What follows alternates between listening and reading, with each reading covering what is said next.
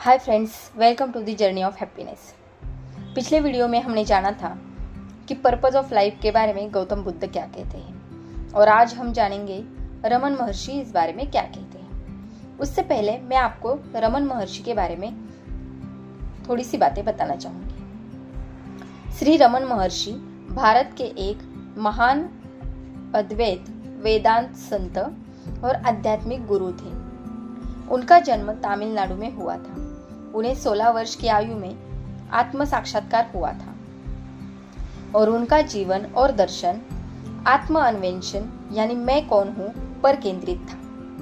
श्री रमन महर्षि के अनुसार मानव जीवन का एकमात्र उद्देश्य आत्मज्ञान यानी सेल्फ रियलाइजेशन है और परम सत्य की अनुभूति करना है। उनका मानना था कि सभी जीव निरंतर दुख रहित और शाश्वत सुख की तलाश में रहते हैं और यह सच्चा सुख किसी बाहरी वस्तु या उपलब्धि में नहीं बल्कि स्वयं के भीतर आत्मा में स्थित है। रमन महर्षि की शिक्षाओं का मूल आधार आत्म पूछताछ यानी सेल्फ इंक्वायरी है। वे कहते हैं कि जब मन में सांसारिक विचार उठे तो साधक को यह प्रश्न पूछना चाहिए कि यह विचार किस में उठ रहा है।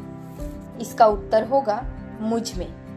इसके बाद साधक को विचार करना चाहिए कि यह मैं कौन हूँ। उनके अनुसार जीवन का असली लक्ष्य मैं शरीर हूँ यानी अहंकार की झूठी पहचान को मिटाकर यह अनुभव करना है कि मैं एक शुद्ध चेतना यानी आत्मा हूँ। उनकी सबसे प्रसिद्ध साधना पद्धति का सार है शांत रहो या जैसे हो वैसे ही रहो। वे बाहरी क्रियाकलापों के बजाय मन को भीतर मोड़ने और मौन रहने पर जोर देते थे।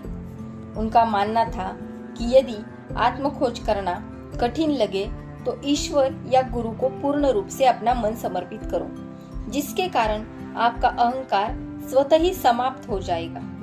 अगर आप गहराई से जानना चाहते हैं तो उनकी एक पुस्तक भी है, मैं कौन हूँ। यह पुस्तक मूल रूप से तमिल भाषा में नानयार के नाम से लिखी गई थी। इसमें रमन महर्षि के एक शिष्य एम शिवप्रकाश पिल्ले द्वारा पूछे गए प्रश्नों के उत्तरों का संग्रह है। इसमें उन्होंने मुख्य विचार दिए हैं, जैसे अहंकार की खोज करना यानी हर विचार के पीछे जो मैं का भाव होता है उसकी जड़ को खोजना, मैं कौन हूँ इससे ध्यान को भीतर की ओर मोड़ना और उसका उत्तर शब्दों में नहीं बल्कि अपने वास्तविक स्वरूप का प्रत्यक्ष अनुभव करना, और मैं का झूठा भाव शांत कर शुद्ध आत्मा का अनुभव कर मुक्ति पाना है।